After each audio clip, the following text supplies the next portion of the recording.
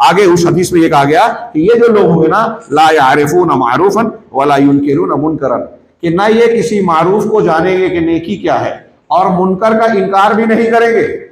अब आज देखिए कि जब ये सब बंदी होती है ना गलत बुनियादों पर, गलत मनहज की बुनियाद पर, अब एक आदमी ने बिदत की बुनियाद पर खारजियत वाली तहरीकियत वाली चीज को कबूल कर लिया, तो अब वो देखता है कि उसके साथ में जो है, उसके ग्रुप के जो लोग हैं, जो उसूल उसने अपनाया है, उस उसूल की बुनियाद पर लोगों की तारीफ करेगा, मुखालफत करेगा।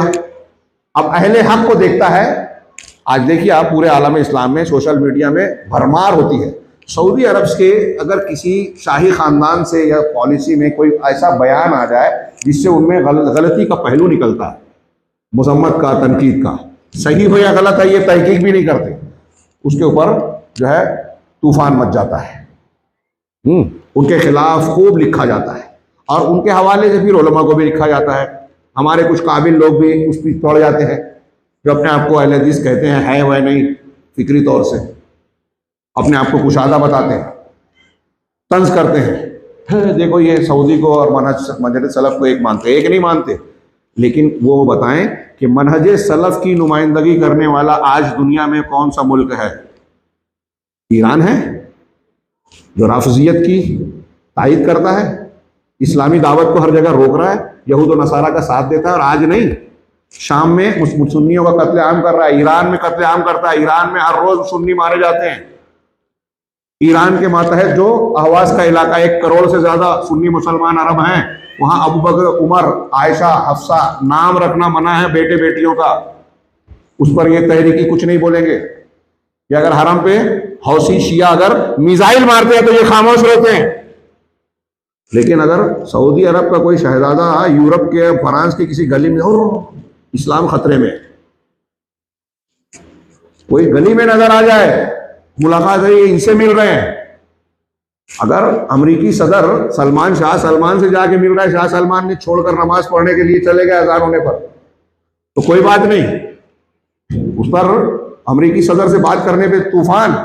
लेकिन वही अमेरिकी सदर जब कतर जाए, तैयब अर्दोगान उससे मिलने जाए, यहां तक कि यहूदियों से मिलने जाए, मुर्सी साहब का खुफिया एजेंट जाए, इख्वानुल मुस्लिमीन के सदर का, तो इनके जबान पर ताला लगा रहता है। मैं अक्सर ये कहता हूं कि इनके पास उसूल नहीं है। सलफियत या सही अकीदा आपको उसूल पसंद बनाता है, आप उसूलों की बुनियाद पर किसी की मुआफ़क़त और मुखालफत करते हैं। आप देखिए कि कोई अगर उसूल वाला आदमी है तो ईरान और तुर्की में भी अगर कोई अच्छाई मिले तो उसको अच्छा बोलेगा, हाँ, लेकिन ये कभी अहले हक को बिदती कभी तारीफ नहीं करते। ये सऊदी अरब की लाख बुराइयां करते हैं, लेकिन उसकी अच्छाइयां कुरान दुनिया की सारी जबानों में तर्जुमा करके तकसीम कर रहा है, इस पर कभी तारीफ नहीं करेंगे। हाँ, पूरी दुनिया के मुसलमान वहां तालीम हासिल कर रहे हैं सऊदी अरब के खर्च पर, ये मामूली बात है। तौहीद और ये सिखा रहे हैं पूरी दुनिया में, उसकी रोशनी फैला रहे हैं, अकीदे की, मनहज की। पूरी दुनिया में मसाजिद मदारिस को मदद देते हैं, पूरी दुनिया में आलम इस्लाम में कहीं तूफान, सैलाब, कोई आफत आ जाए मदद करते हैं। यूरोप और अमेरिका में जो आज इस्लामी तहरीक इतनी तेजी से मुसलमान लोग हो रहे हैं, वहां बड़ी बड़ी लाइब्रेरियां, मसाजिद किसने बनाई? सऊदी अरब और कुवैत, 2 मुल्क। सद्दाम हुसैन के हमले से पहले कुवैत का सालाना बजट में 8% हिस्सा था इस्लाम और मुसलमानों की खिदमत के लिए। दीनी किताबों की तकसीम, मुबल्लिगीन का मुशायरा साउथ अफ्रीका और अफ्रीका के मुल्कों में, पूरे अफ्रीका के मुल्कों में, जहां ईसाइयों ने ये कसम खाई थी कि सन 2000 आते 1975 वगैरह की दहाई से 75-80 के बीच से कसम खाई थी कि इस बर्रे आजम को मुस्लिम अक्सरियत से ईसाई अक्सरियत वाला बर्रे आजम बना देंगे। उसका मुकाबला किसने किया?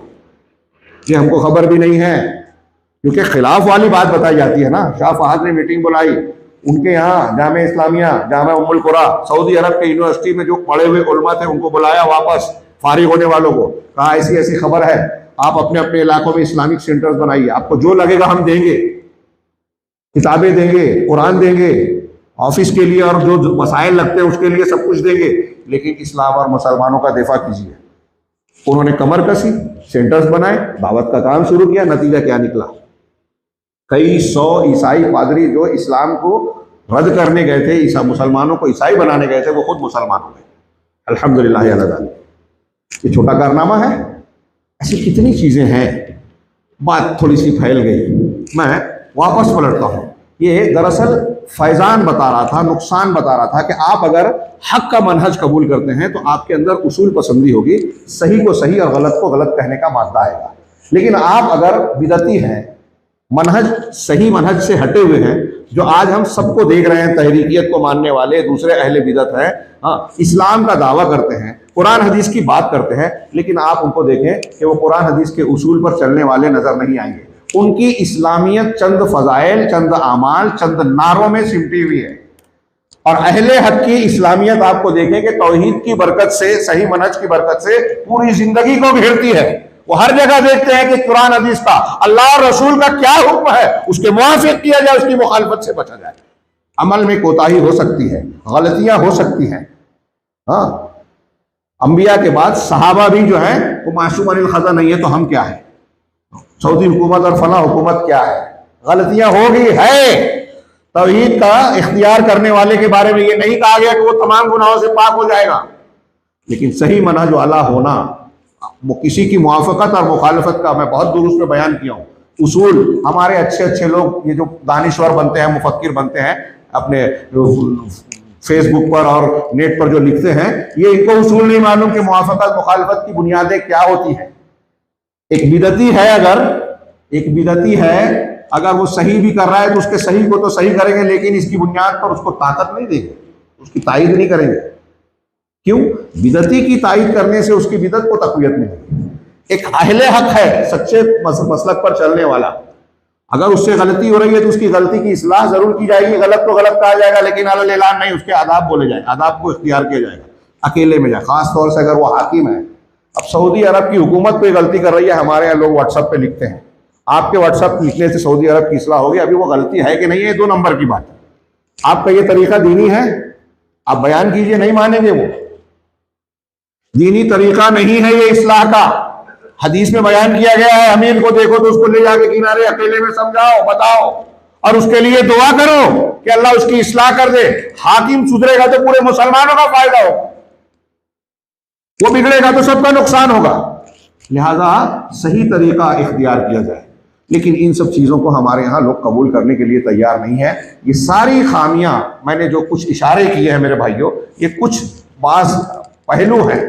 हमारे यहाँ जितने भी खराबियां हैं, और हकीकत में आज जो मुसीबतें, परेशानियां, अजाब की कैफियत मुसलमानों पर टूटी हुई है ना, सब घेरे हुए हैं, हम खौफजदा रहते हैं। अभी मैंने तकरीर की, बयान किया, इस पर भी कुछ लोगों को डर होगा कि फला का नाम ले लिया, फला साजिश का जिक्र कर दिया। हाँ, ये डर कहाँ से आया, ये खौफ क्यों तारी है? ये दरअसल हमारे अपने मनहज और अकीदे की कमजोरियों के नताइज हैं। इसलिए हम लुक़मा तर बने हुए हैं।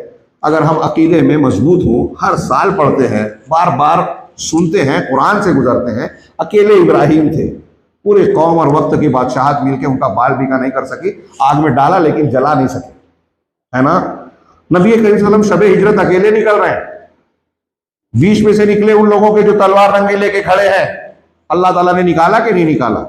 फिर कार में ठहरे, मदीना तक सफर किया, 100 ऊँट दोनों पर इनाम थे, कितने लोग ढूंढ रहे थे, जगह जगह आपने बचाया, अल्लाह ने बचाया कि नहीं बचाया। हज़रत मूसा और बनी इसराइल को समंदर में रास्ता पैदा करके निकाला कि नहीं निकाला, आले फिरौन को गर्क किया कि नहीं किया। कि किस्से कहानियां हैं क्या? हाँ, हमारे बच्चे कार्टून देखकर बिगड़ रहे हैं, हमको तौफीक नहीं है दुआएं याद कराएं, कुरान याद कराएं। हाँ, तो वो जो देखते हैं या वो कहानियां, ये ऐसी कहानी है? कुरान ने जो बयान किया है कि हमारे और आपके लिए उसमें दुरूस है, इबरत है, और सबसे बड़ी इबरत यही है कि आप अगर अल्लाह वाले बन जाए तो दुनिया की कोई ताकत, कोई फिरौनियत, कोई नमरूदियत आपका कुछ बिगाड़ नहीं सकती। हम वो मानने के लिए तैयार नहीं है। दुनिया की मुसीबतों में परेशान होकर इधर उधर जो हल बताया है कुरान और हदीस से, वो नहीं मान रहे हैं।